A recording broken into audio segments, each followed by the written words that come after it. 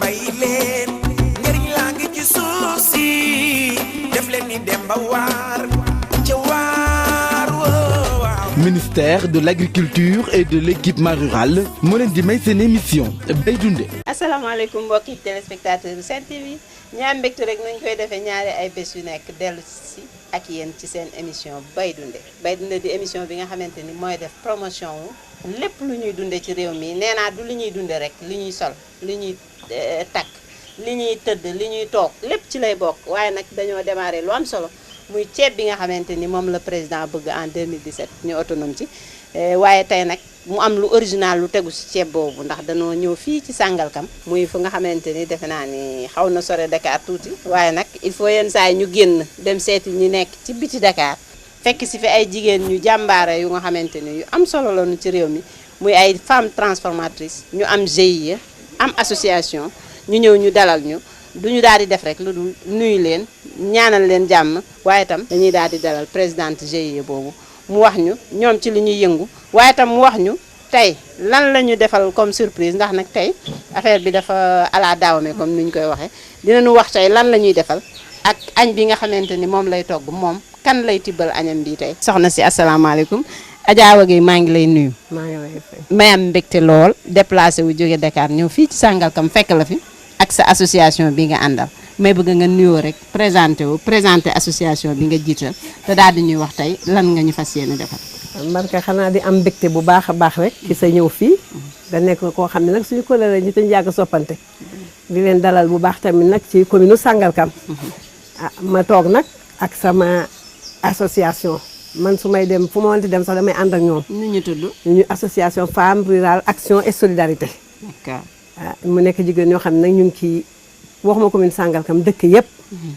maa ngi fi toogee ay adjointe au maire toog fi ak ay conseillers ñi ëpp ay conseillers. municipal lañu. waaw ngeen seet si ñu nag ci li nga xam ne ñun loolu la ñuy yëngu ndax ñun ay béykat lañu. waaw béykat ñu tuddee rural lañu nekk ay béykat. jeex na soo xoolee fii lépp lu fi nekk rek ñoom ñoo ko béy. ñoo ko béy. waaw kon légumes yi ngeen di toggee tey yéen a ko béy ñoo ko béy. waaw. te comme ni nga ko waxee rek. ñu togg laaxu caaxaan. muy lu original. lu original kon yow tey ñu rénové mooy surprise bi may wax. tey en plus de ceeb bi. waaw association bi daf ñu defal laaxu caaxaan. di ay céréales yoo xamante ni ñoom ñoo koy transformé. léegi añ bi koo koy yekkal. ñu yekkal ko nag monsieur le ministre de la pêche et de l'économie maritime ki nga xam ne mooy maire Sangalkam. waaw ak ki invité am. muy monsieur Omar Gueye. monsieur Omar Gueye. maa ngi koy nuyu di ko jox cër bu wér a wér ci fekk si bi ma ko fekk si fii ak dalal même ñu dalal monsieur le ministre ñu ngi lay jaajëfal bu baax a baax. léegi Adja Awa dañuy daal di ànd ak yow rek ci sa waañ ñu xool lan nga ñu defal ndax moom nag li original encore tey moom xaaruñu moom dañoo ñëw fekk comme ñaari bagage lay defar moom teg na ay cinam ba pare dañu daal di ànd ak moom rek mu wan ñu li mu def ci cin yi ak li mu nuy régal ñu tiim sa premier cin bi nga xamante ni moom nga teg cin bi lu ci ne. cin bi waaw. dañu ko diw ba pare teg ci kaw gaz bi. waaw.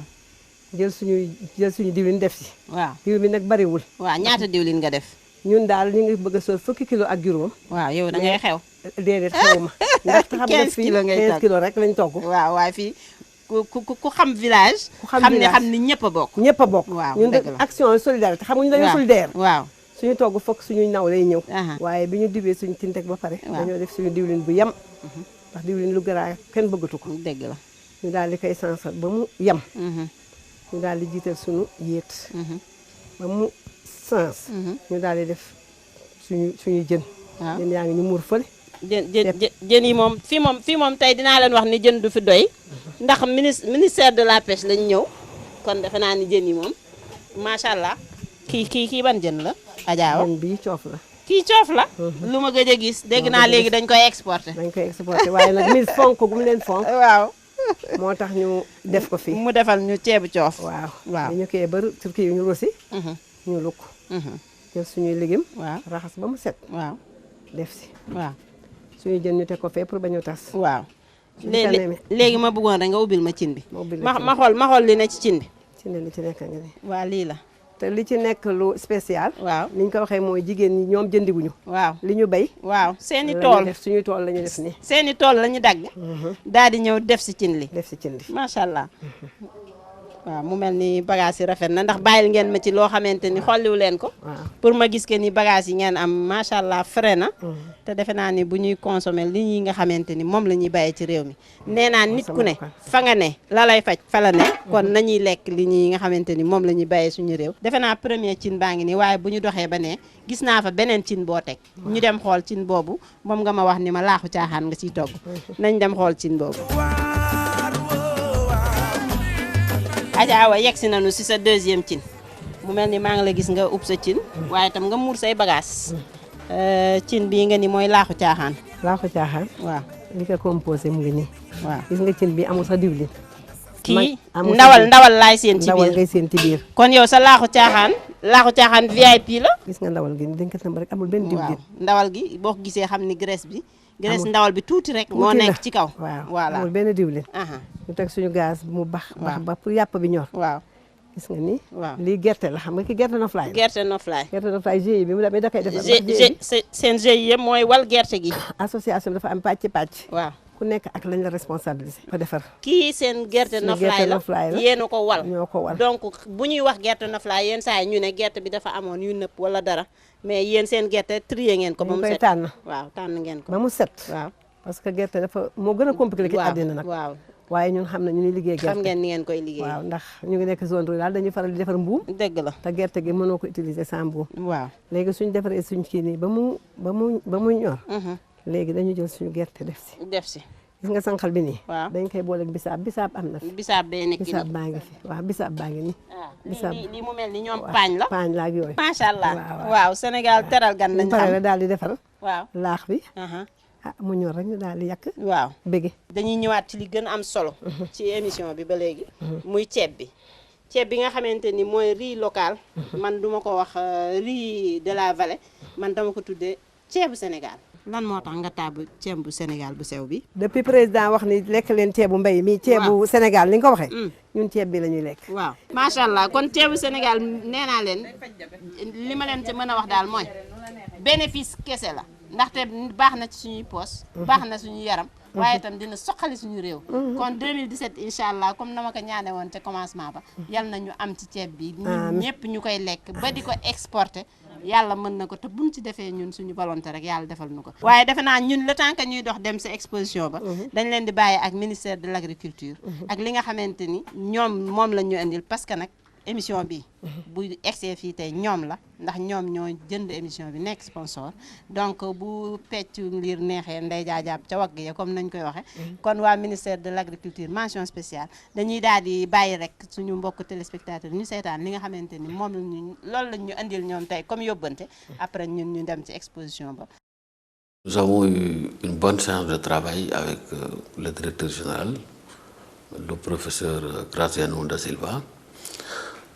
Cet entretien nous a permis de passer au peigne fin la coopération entre le Sénégal et la FAO. Et nous avons tous constaté que c'est une coopération qui se porte bien, qu'il faut consolider les acquis, il faut aussi les élargir. Et la FAO a réaffirmé son soutien au PRACAS, qui est le programme d'accélération de la cadence de l'agriculture sénégalaise, particulièrement en ce qui concerne le volet riz, car nous avons eu une conférence de la FAO à Nairobi, et lors de cette conférence, le Sénégal a été désigné comme pays champion en ce qui concerne le riz. Donc cette occasion a été saisie pour que nous puissions dérouler toute une stratégie pour capter davantage de ressources pour la riziculture en Afrique. Bon, nous avons aussi longuement échangé en ce qui concerne les approches agroécologiques. Nous avons confirmé que le Sénégal est pour une diversité des approches et que les approches agroécologiques méritent effectivement d'être considérées et que de notre point de vue, il ne faudrait pas qu'on essaie d'opposer les approches agroécologiques et la biotechnologie. Parce que la biotechnologie peut être un outil qui vient renforcer l'agroécologie. Et nous devons aussi éviter qu'il y ait une confusion entre les OGM et la biotechnologie. Et comme il y a un atelier qui va probablement se tenir selon le même format que celui concernant l'agroécologie, le Sénégal est tout à fait disposé à faire une communication pour montrer effectivement comment nous allons concilier et comment nous concilions d'ailleurs agroécologie et biotechnologie. Nous avons profité aussi de cet entretien pour demander au directeur général de réaffirmer la place centrale que l'Afrique doit jouer dans le dispositif de la FAO. Nous estimons qu'il y a nécessité et urgence certainement d'augmenter les ressources en ce qui concerne le continent africain et veiller aussi à ce qu'il y ait une bonne décentralisation et que nous l'encourageons en ce qui concerne la décentralisation des activités. Si la FAO veut vraiment avoir un impact plus élevé, particulièrement dans un continent comme l'Afrique, il est indispensable d'accélérer le processus de décentralisation. Car les problèmes sont effectivement sur le terrain et nous estimons que plus d'aspects techniques au niveau des représentations de la FAO, ça ne fera que du bien pour l'agriculture africaine. Disons que retenons que cet entretien s'est très bien passé. Nous avons une parfaite identité de vue avec la FAO en ce qui concerne le management de cette institution et aussi les priorités qu'il convient de dégager pour le présent et pour l'avenir. D'abord, je devais commencer par féliciter M. Graziano da Silva, qui a été brillamment réélu lors de cette session. Je pense que les pays lui font largement confiance du reste méritée, compte tenu des progrès réalisés par cette organisation. Donc en plus de l'élection du président, ou je devais dire la réélection du président, il y a eu beaucoup de sessions parallèles. Ces sessions parallèles ont permis au pays d'échanger d'expérience. Je pense que c'est une très bonne chose, car il faut toujours le dire et le souligner, la FAO n'est pas un bailleur de fonds, la FAO c'est plutôt une institution de connaissance. Et véritablement, la 29e session a confirmé la règle. Nous, personnellement, nous avons pu discuter avec beaucoup de ministres de la sous-région sur leurs expériences. Et je crois que la FAO sert à ça aussi. Créer des réseaux tout en ayant un travail efficace et efficient sur le terrain.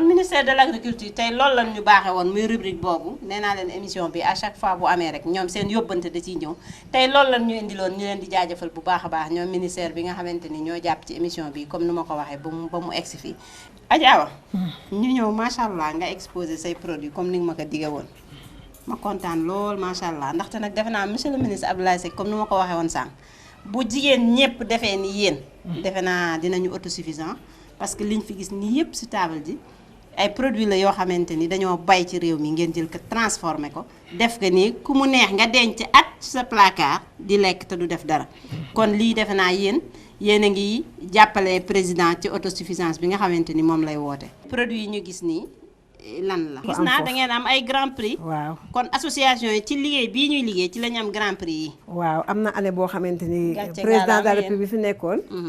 waxoon le programme MAIS muy mel Ablaye Wade. waaw dafa waxoon la réponse des femmes. waaw ñu ne dañoo répondre woon temps boobu. waaw yéen booba répondre leen xuloo de. répondre wuñu xuloo. waaw dañoo répondre ci action. waaw action. ñu dem concours culinaire. waaw def nag suñu cere mboq. kii mboq la. kon kii yow kii maïs la. lii moo tax nga gagné grand prix bi. waaw moo tax ñu gagné grand prix bi. kii lacciri lañ koy wax. lacciri lañ koy woowee. fii boo ñëwee Sangalkam comme que ñun suñu kilifa yu bari dañoo nekk ay pël Fuuta. waaw ñun suñu ngénte.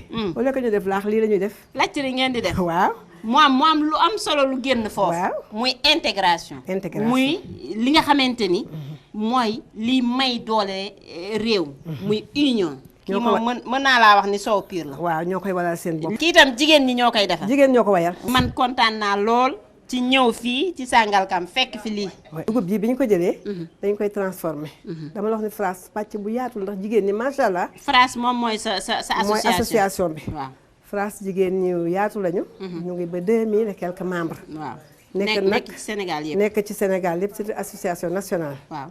waaye fii ci côté bi ñu dëkkee muy commune rurale Sangalkam bu njëkk bi di commune 4C yi.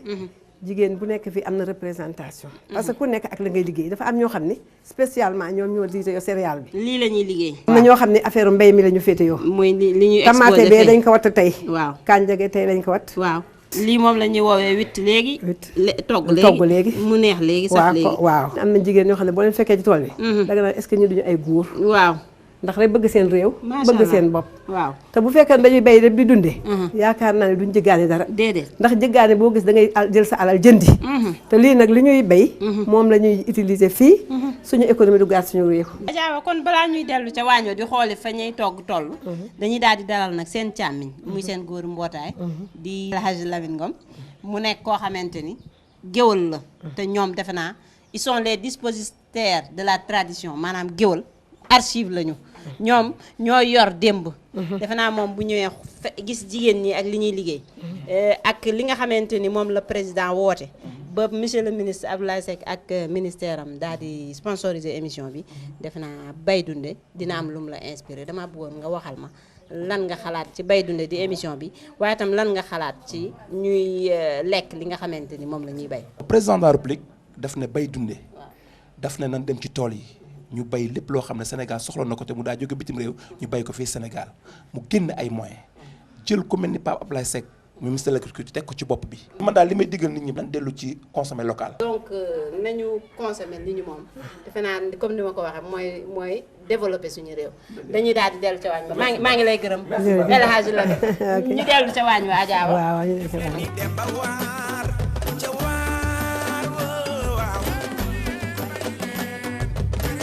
laaxu caaxaan bi moom. Adja dafa mel ne laaxu caaxaan bi daanaka pare. fekkee nii de xaw ma ana ñu waaye de.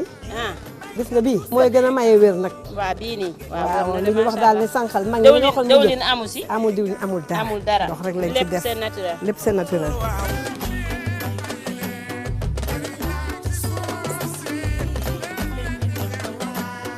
Adja kon ñun ñu toll ci xippi. xippi ak sóor. ak sóor. macha allah suus na. nee naa ko suus na ñor na ba pare. waaw.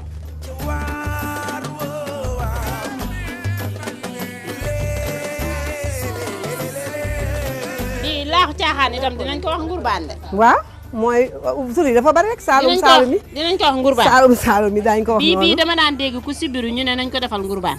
wala laax def ci bisaab bi def ci daxaar bi. waaw ak limon bi da daan yëkkati nit sibiru. waaw mooy bii. mooy bii waaw.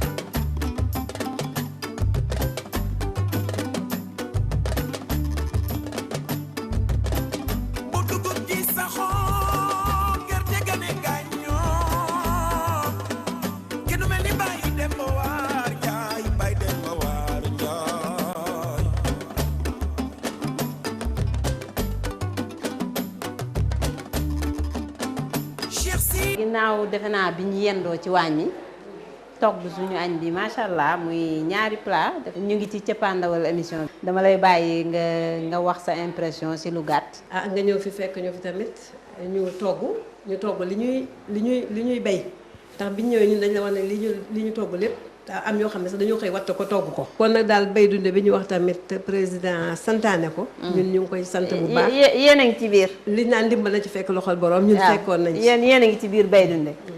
monsieur le maire di monsieur le ministre. di la bàyyi yow tam nga wax sa impression bi nga am ci émission bi. jërëjëf maa ngi leen di gërëm di leen sant di rafetlu bu baax invitation bi ñu ma def. ngeen def ma ko yéen femme FRAS yi nga xam ni ñooy femme rurale ak action et solidarité Adji Awa Gueye jiite leen ci bay dundee loolu nag slogan bu am solo la président de la République son excellence monsieur Macky Sall lancé autosuffisance en riz ak consommer local donc loolu am nañ ci mbégte lool ñu ngi féliciter également le ministre de l'agriculture et de l'équipement rural le professeur Abdoulaye Seck di suñu xarit en tout cas c'est une très bonne initiative lu am solo la nit di dundee li muy bay nit di jëfandikoo li am ci réewam ndax réew yu développé yëpp li ci ëpp la ñuy jëfandikoo ca seen dëkk lañ koy liggéeyee. yow lan mooy sa message ndax sénégalais yi dañuy defe ni yéen ñi ci kaw nii ceeb bi du ngeen ko dundee. man ak ceebu Sénégal laa tudd. ceebu Sénégal bi ñu ngi koy lekk. man muy fii ci kër gi di la maison familiale à Sangalkam di sama kër Dakar. ceeb bi ñuy béy ci Sénégal moom la ñuy jëfandikoo ndax ceeb boobu gis nañ ci ay qualité yu bare yu mu am maanaam c'est beaucoup plus digeste. maanaam boo ko lekkee ci lay gën a gaaw a rees. oyof na. barewul suukar également. donc façon. boo ko mënti jëlee rek. boor boo ko mënti jëlee. ceeb bi moo ëpp avantage ci sénégalais yi pour ñu koy mën a utiliser te dafa nekk en conformité ak également vision président Macky Sall ci plan Sénégal émergent pour que lépp loo xam ni ñu ngi koy bayee ñu def ko fii. ndax 200 milliards yi ñuy jël di ko jëndee ceeb bitim réew xëj na ci suñu biir économie. bu desee ci réew mi defe naa dina soqali bu baax réew mi. exactement. ma doon wax Adja Awa rek mu ubbi boolam yi. monsieur le ministre. léegi monsieur le ministre yow. vous êtes ngurbaan ou vous êtes ceeb. ni ñu ko toggee vraiment rafet na. c'est bien présenté. waaw ñoom dañoo def céréales yu ñuy transformé dañu see toggal. ba pare doit ñuy indil ceeb bi. donc macha allah ñu leen di gërëm. bi neex na de. ceeb bu sew bi particulier nit ñi ceeb bu weex bi. ceeb bu weex bi am suul. am suul ak bëgëj bi. waaw ak bëgëj ak suul ak jën bi. ba pare ñu réserver la génn bi. ah oui la génn royal di coof. c'est que ni nañ ko simmi de. baax na daal. c'est du bon riz local. waaw kon monsieur le ministre Ablaye Seck nangu nga ni moom xaftaan. mën naa ko jox. da nga ko koy jox. y a aucun problème. kon monsieur le ministre am nga fi xaftaan. mais dencal nañ ko ci ceeb bi aussi. tibbal nga ko bool. waaw daañu ko tibbal ci ngurbaan bi. kon jeex na kon lii moo doon bay dunde macha allah. Adja Awa Gueye maa ngi lay gërëm bu baax a baax di la sant. monsieur le ministre ñu ngi lay jaajëfal. mu mel ni sa añ a ngi nii. dessert baa ngi nii ñu defal la lacciri kosam. macha allah defal la cere mboq. daal di ci def soow piir ñun vérifier nañ ko c'est vraiment du soow piir jus locaux yaa ngi nii. c'est ça. buy tamarin bisaab. ñu ñaan suñu population. vraiment ñuy consommer produits yi. parce waaw. que yu am solo la. Voilà. buy vitamine bi ci nekk bare na. bisaab waxi noppi ak tamarin bi. daxaar bi. vraiment ñu ngi lancer appel pour que lii président de la République son excellence monsieur Macky Sall wax. ñu jëfandikoo ko di consommer nos produits locaux. ma lay gërëm Adja Awa bu baax a baax di la gërëm monsieur le ministre bu baax a baax monsieur le maire et ministre di la gërëm di gërëm waa Sangalkam yëpp jigéen ñi ñu yendoon nii kenn yendu ci ñoom ñëpp macha allah ñoo nga woon ca waañ waa ak ñun teeru nañ ñu teral nañ ñu jox ñu cër bi war ci ñun ñu ngi leen di jaajëfal bu baax a baax di leen jaajëfal yéen mbokk téléspectateurs yi di wax ni kilifa yii ngeen gis ñuy tiim ñam yi dañu koy lekk te seeni njaboot dañ koy lekk kon yal na nu yàlla may wér may nu fekke may nu tal ba dans 15 jours ñu ñëw ci leneen ak bay dunde Sénégal ci kanam. réew mi yéen bay leen njëriñ laa ngi ci suuf si def leen ni dem ba waar ca waar waaw. Ministère de l'Agriculture et de l'Équipement Rural moo leen doon may seen émission bay dunde